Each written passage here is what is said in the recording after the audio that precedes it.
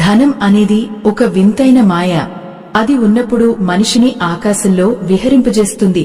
అది లేనప్పుడు అదే మనిషిని పాతాళానికి తొక్కుతుంది. మనం సంపాదించేది మన అవసరాల కోసమా లేక పక్కవాడు ఏమనుకుంటాడో అన్న ఆరాటం కోసమా? ఈ చిన్న ప్రశ్నలోనే ఒక సామాన్యుడు కోటీశ్వరుడు అయ్యే రహస్యం దాగి ఉంది.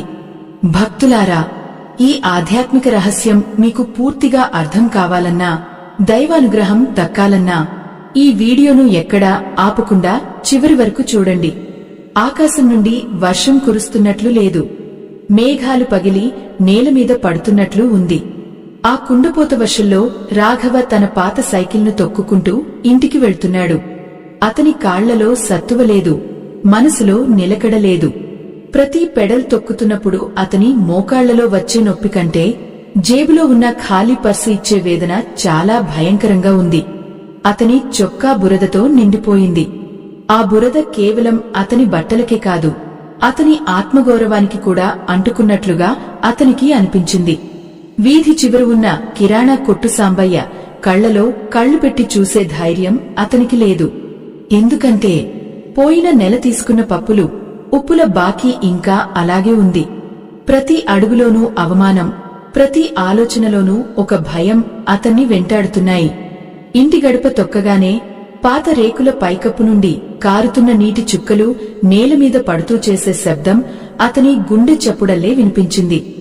దీపం వెలుగులో అతని భార్య జానకి కూర్చుని ఉంది. ఆమె కళ్లలో ఏదో చెప్పలేని ఆవేదన. 6 ఏళ్ల కూతురు చిట్టి ఆకలితో అలమటించి ఏడ్చి నిద్రపోయింది.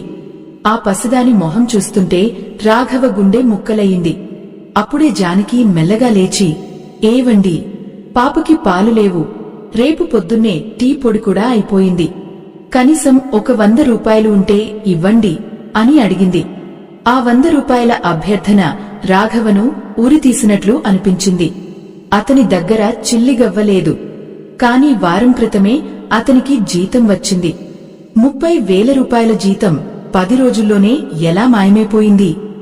తన స్నేహితుల ముందు గొప్పగా కనిపించడానికి కొన్న ఆ ఖరీదైన ఫోన్ వాయిదా, కార్యాలయంలో అందరికీ ఇచ్చిన అనవసరమైన విందులు, బంధువుల పెళ్లిలో తన గొప్పతనం చాటుకోవడానికి పెట్టిన ఖర్చులు, ఇవన్నీ అతని కళ్ల ముందు కదలాడాయి. తన దగ్గర ఉన్నది తక్కువైనా లోకానికి ఎక్కువ ఉన్నట్లు చూపించుకో